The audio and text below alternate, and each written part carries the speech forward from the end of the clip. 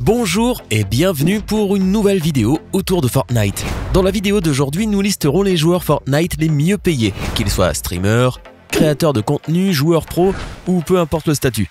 Il faut rappeler que les revenus qui seront cités sont approximatifs et ont été estimés à partir de diverses données en prenant en compte les sponsors, les abonnés Twitch, le taux d'activité sur YouTube, Social Blade, etc. Tous ces paramètres ont permis d'estimer les revenus de ces joueurs de Fortnite et de constituer cette vidéo des 10 joueurs Fortnite les mieux payés. Mais d'abord, voici la question du jour. Qui est le développeur de Fortnite? Est-ce option A, Zopic Games, option B, Fantastic Games ou encore option C, Epic Games?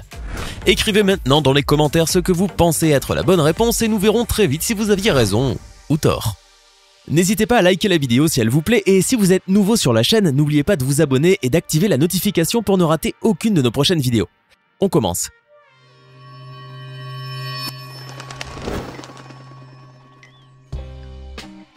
Muzelk. Muzelk est un créateur de contenu sur YouTube. Il affiche principalement des vidéos du style moment drôle qui durent environ 20 minutes.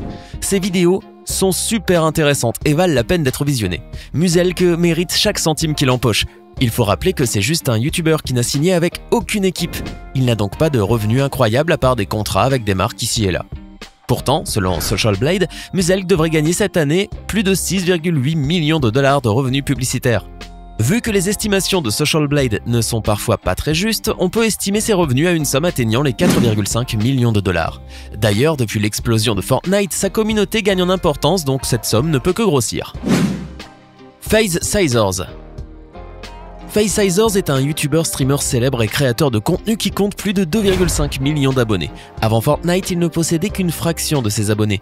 Il jouait à Call of Duty et son public n'était pas aussi grand qu'aujourd'hui. Selon Social Blade, après son énorme ascension grâce à Fortnite, il est estimé que son revenu annuel est de 845 000 dollars grâce à YouTube seulement. Sans oublier qu'il est également créateur de contenu pour FaZe Clan qui lui garantit une sorte de salaire mensuel. Son rôle étant de promouvoir les sponsors, de booster les ventes pour FaZe Clan et en gros de contribuer au succès de l'équipe. Son contrat avec FaZe est loin d'être connu du public, mais j'imagine que la plupart de ces équipes de haut niveau paient probablement des milliers de dollars par mois, voire même 10 000 dollars. Donc, en plus de son revenu publicitaire et de son salaire, je suis sûr qu'il obtient aussi des offres de marque et une tonne de dons par le biais de Super Chat. Sans risque de trop se tromper, on peut donc estimer les gains de Scissors à environ 1,3 million de dollars cette année.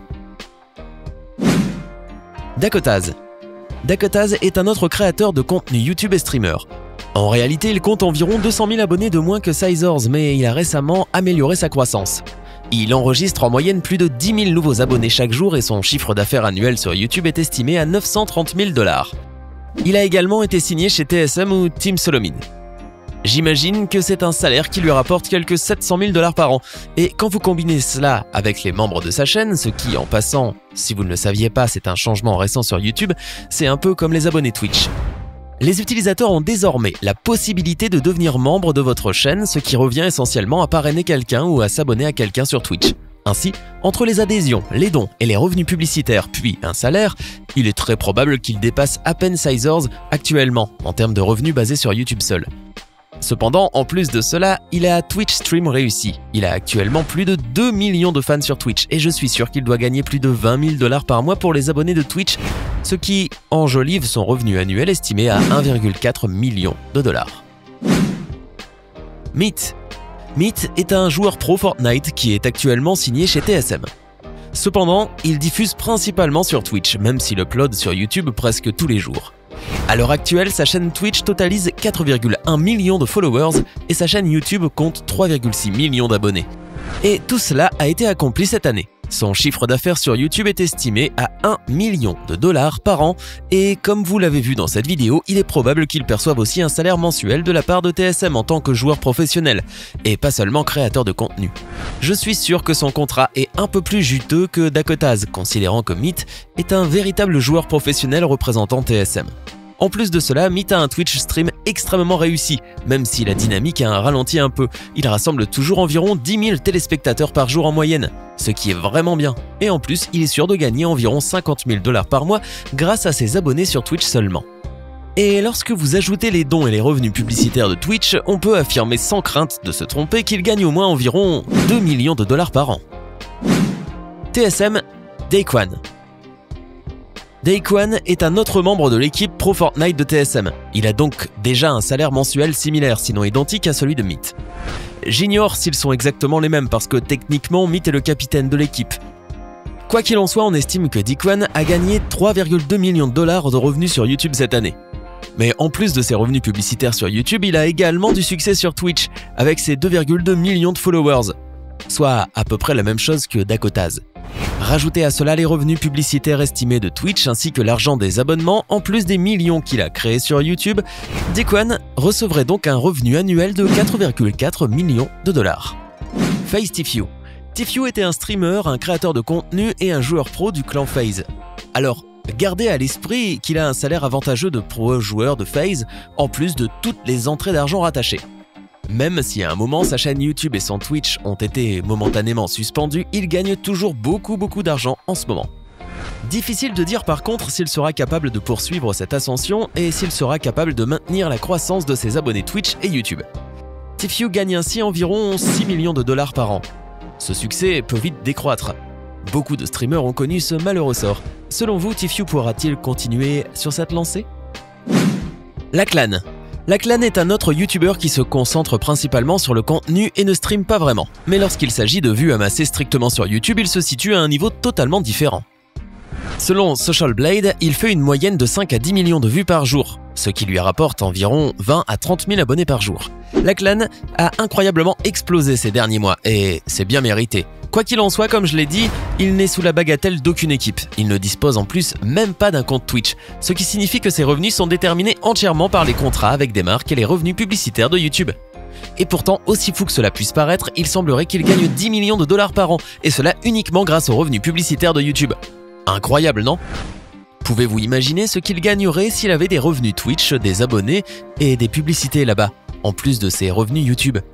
Il n'y a pas à dire, Fortnite a été une bénédiction pour énormément de créateurs. Ninja. Ninja, quant à lui, a plus de 17 millions d'abonnés sur sa chaîne YouTube. Et selon le Social Blade, on estime à 7,3 millions de dollars le chiffre d'affaires de son compte YouTube au cours des 12 prochains mois. Cependant, gardez à l'esprit que cet argent est estimé. En plus de cela, il a un Twitch stream très réussi à plus de 10 millions de followers, ce qui en fait la personne la plus suivie sur Twitch et a en moyenne environ 100 000 spectateurs simultanés à chaque stream. La majorité des streamers et des médias avancent qu'il devrait gagner environ 500 000 dollars par mois avec ses abonnés Twitch, et ce, avant les dons. Ninja n'était signé chez aucune organisation, mais récemment, il a été pris chez Luminosity Gaming comme simple streamer. Tout ce qu'il a fait de ce contrat est inconnu, il est donc difficile à prendre ça en compte dans son revenu global.